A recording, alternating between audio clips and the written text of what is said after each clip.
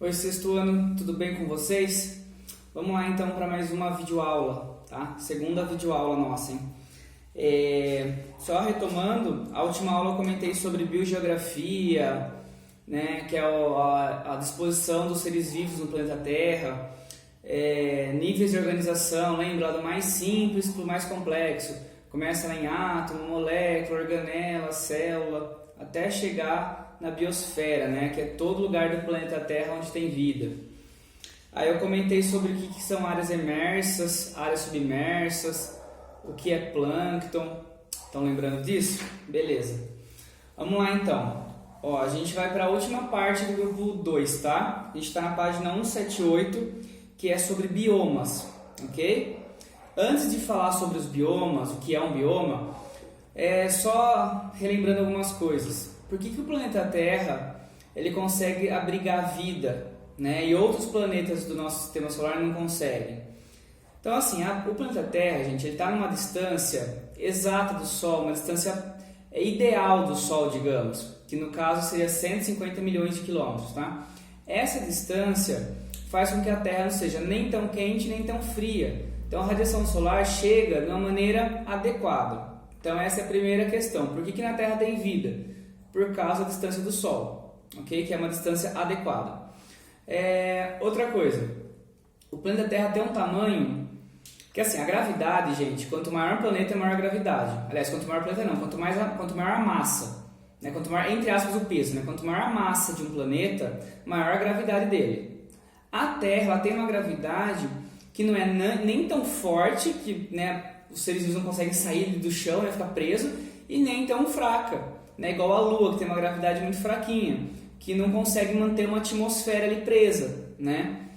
Então, o tamanho, a massa da Terra é ideal para ter uma gravidade também nem tão forte nem tão fraca, certo? Outra coisa, por que a Terra também tem vida além desses dois fatores? Gás carbônico.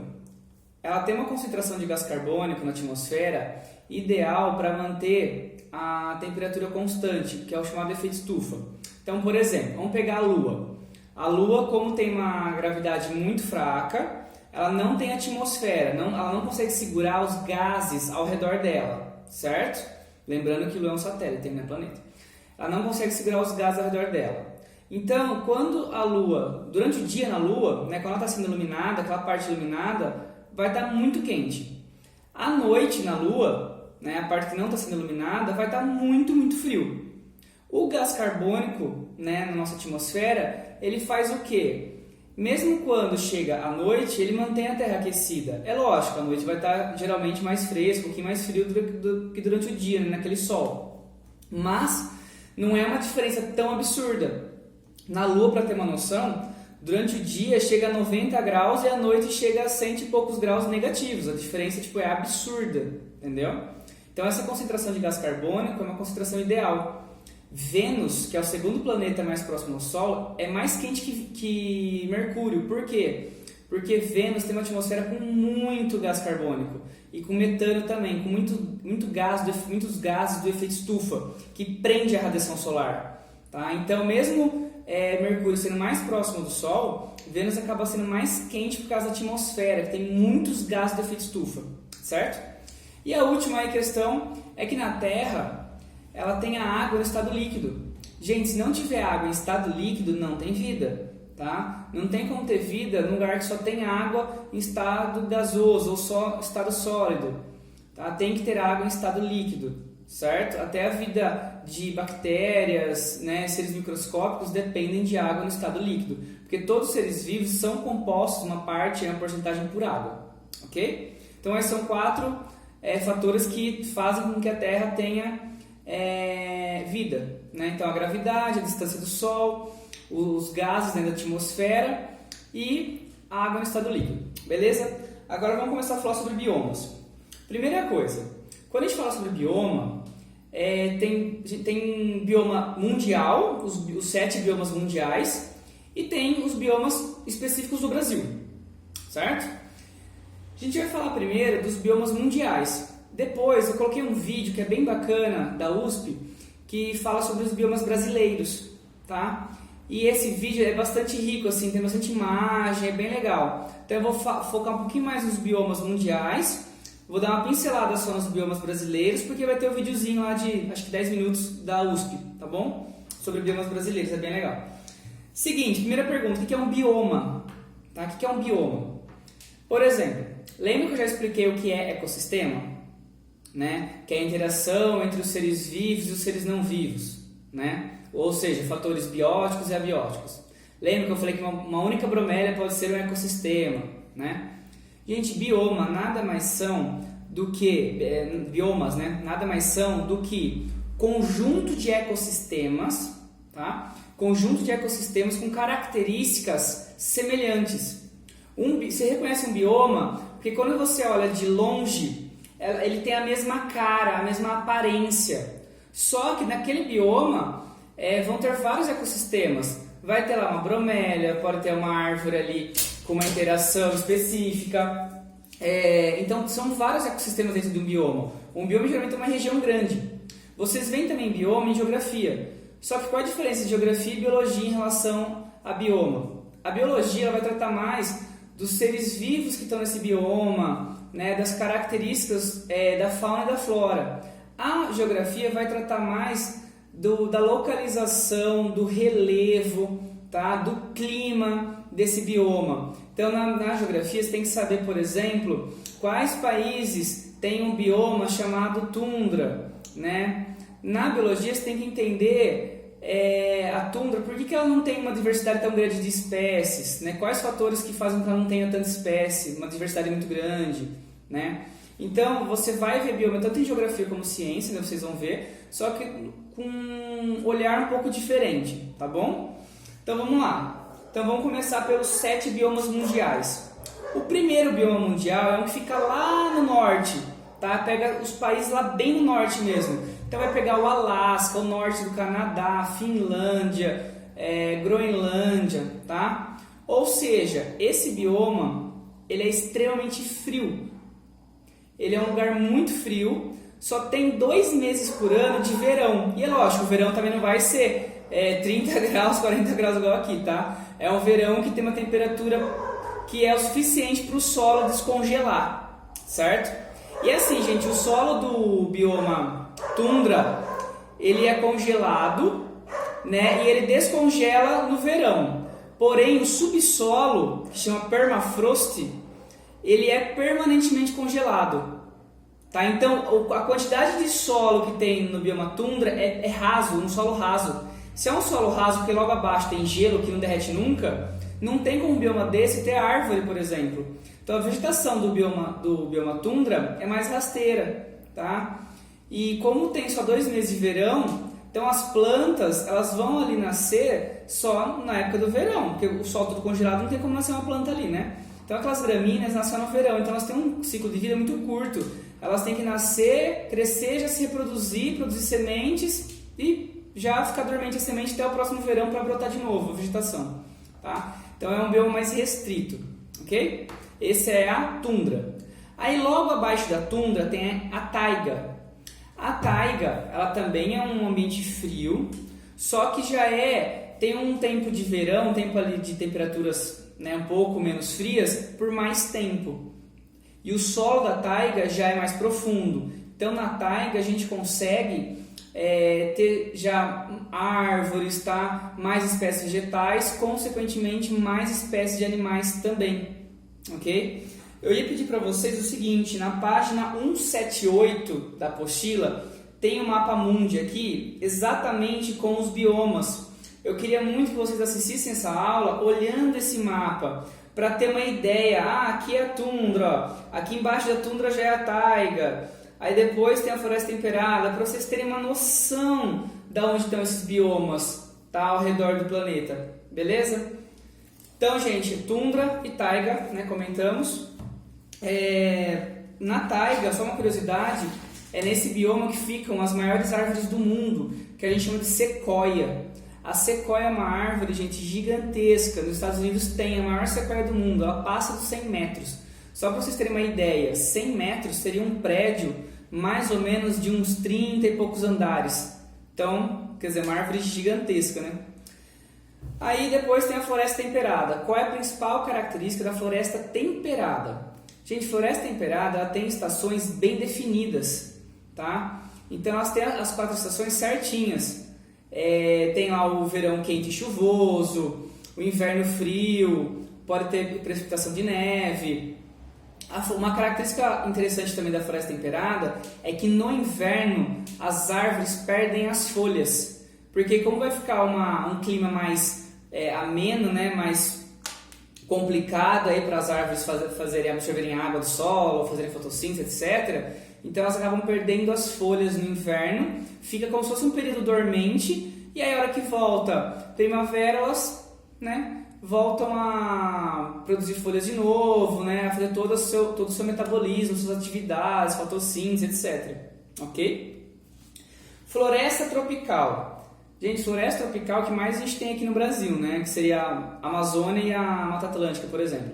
A floresta tropical ela fica geralmente entre os trópicos, né, por isso tem esse nome. Ela é chamada também de floresta pluvial. Por que floresta pluvial? Porque é um bioma que recebe chuva, né, que chove o ano inteiro, não tem estação seca. Se é um bioma que é quente o ano inteiro praticamente, chove o ano inteiro, como que é a biodiversidade nesse local? Como que é a diversidade de espécies, de animais, vegetais? É a maior do mundo, tá? O maior número de espécies de fauna e flora estão nas florestas tropicais, tá? Por causa do clima, né, que é quente, é chuvoso o ano inteiro. Quanto maior disponibilidade de água e nutrientes para as plantas, etc., maior diversidade também de animais. Então, são ambientes extremamente ricos, ok? Aí depois tem o campo. O que seria o campo? Ou pradaria. Campo ou pradaria é aquela região onde não tem árvore. Predomina também as gramíneas, assim como a tundra. Só que não é uma região fria igual a tundra. Não tem solo congelado, tá? Só é uma região ali aberta com gramíneas, né? E como tem mais gramíneas que praticamente não tem árvore, então é um ambiente onde venta muito, não tem sombra, tá? A distribuição de água também não é tão regular, certo? Aí depois vem a savana. Savana, a gente conhece muito savana africana, né? A savana brasileira, entre aspas, seria o nosso cerrado. O que caracteriza a savana? A savana é um ambiente onde tem uma estação mais seca e uma estação mais chuvosa, tá?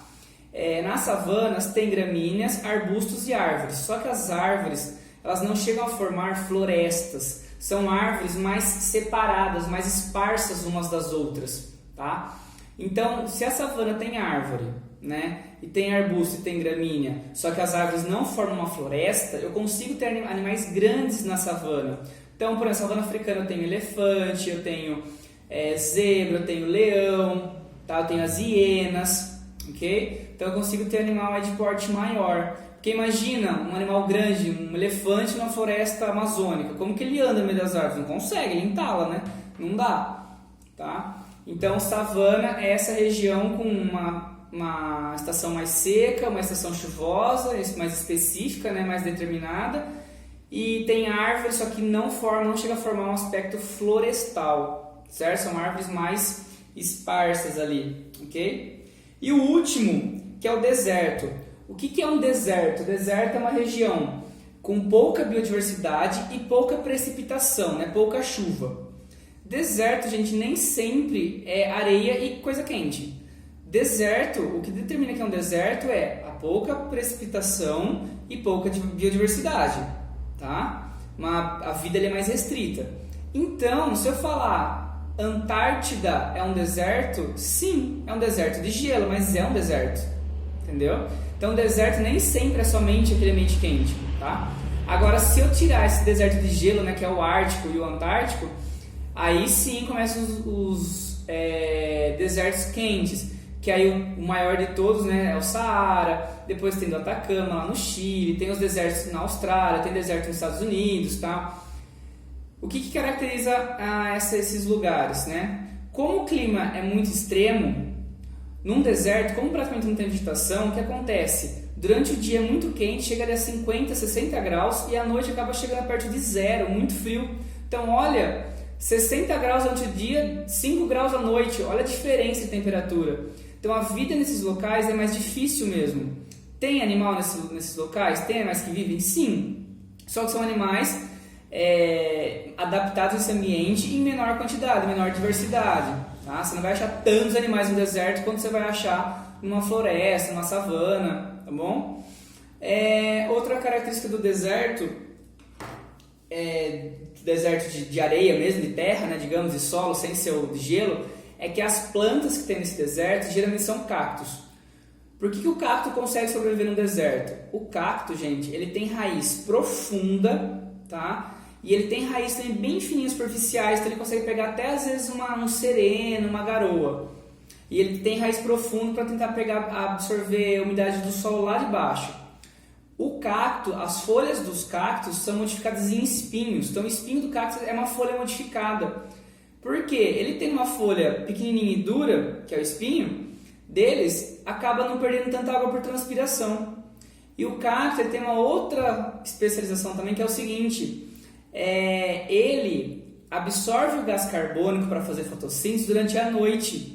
Então é a hora que ele abre os poros dele para absorver o gás carbônico, ele não perde muita água porque a noite está frio. E aí ele armazena aquele gás carbônico na forma de um ácido, e aí no dia seguinte ele faz a fotossíntese. Entendeu? Então o cacto é uma planta especializada, aí, né, bem adaptada ao ambiente onde vive, que são os desertos. Então esses 7 que eu comentei são os biomas mundiais, tá? Agora tem os biomas brasileiros. A apostila de vocês, aqui na página 182, ela fala 6 biomas só: a Amazônia, o Cerrado, a Caatinga, a Mata Atlântica, o Pantanal e os Pampas, tá? Mas tem mais aí, um 7º bioma que a apostila não fala, porque ele já está bem, não sobrou quase nada dele, que é lá no Paraná, no norte de Santa Catarina, que seria o bioma das araucárias.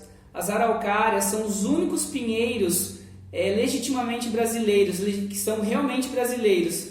Todos os outros pinheiros que vocês veem por aí, em casas, em algum local, enfim, na estrada, que não seja uma araucária, não é um pinheiro brasileiro, é um pinheiro exótico, ou seja, importado aí de outro país, né? A planta que veio de outro país. Brasileira mesmo só tem uma espécie de pinheiro, que é a araucária. A araucária são aquelas árvores que ela tem o tronco e a ramificação é só em cima, tá? É a ramificação só em cima e o tronco assim liso. Como eu coloquei um vídeo aí sobre biomas brasileiros da USP, e esse vídeo vai mostrar o bioma de araucária para vocês com bastante imagem. Só comentando brevemente, gente, a Amazônia e a Mata Atlântica são florestas tropicais, certo? São florestas pluviais. O Pampa seria o campus, o bioma lá de pradaria, tá? O Pantanal é um bioma bem diferente de tudo, porque o Pantanal, ele na verdade é uma mistura da Amazônia com o Cerrado com a Mata Atlântica e ainda com o bioma do Paraguai ali, da Bolívia, do Paraguai. Ele tem uma mistura de vários biomas, tá? Por isso que o Pantanal é um dos biomas mais ricos do Brasil, porque ele é uma mistura de vários, tá? O Cerrado é onde a gente está inserido, só que aqui na nossa região até que forma uma certa floresta, se deixar, né? Se você não desmatar, forma uma certa floresta. Então aqui na nossa região é mistura de Cerrado com Mata Atlântica. Porque assim, gente, o bioma não começa aqui aí tem uma linha, divide o bioma e já começa o outro. Não, ele tem uma transição, tá bom? E a Amazônia, por que eu falo que a Amazônia é um bioma? Porque se eu sobrevoar a Amazônia, você vai ver que ela parece tudo a mesma coisa, ela tem a mesma cara, a mesma fisionomia, tá? Se eu sobrevoar a Caatinga, ela vai ter a mesma fisionomia. A Caatinga é lá no sertão do Nordeste, naquela região mais seca. Se eu sobrevoar a Mata Atlântica, ela vai ter aquela mesma aparência, tá? Por isso que é um bioma, porque é uma região que tem a mesma aparência, a mesma fisionomia. E o que determina essa mesma aparência, né, é a quantidade de chuva, é o relevo, tá? É a proximidade, a distância do mar, tá? São vários fatores aí que fazem com que naquela região nasça aquele tipo específico de planta, tá bom? Então, pessoal, é isso. Bons estudos para vocês. Então eu vou pedir além das 2 questões que eu vou colocar lá no Google Forms, eu vou pedir para vocês olharem a página 178 e olharem a página 182 para ter uma noção de onde ficam esses biomas que eu falei agora. Na página 178, os 7 biomas mundiais, e na página 182, os 7 biomas brasileiros. Lembrando que o bioma de Araucária não está aqui na apostila, mas fica lá entre Paraná e Santa Catarina. Beleza? Pessoal, é isso aí. Bons estudos.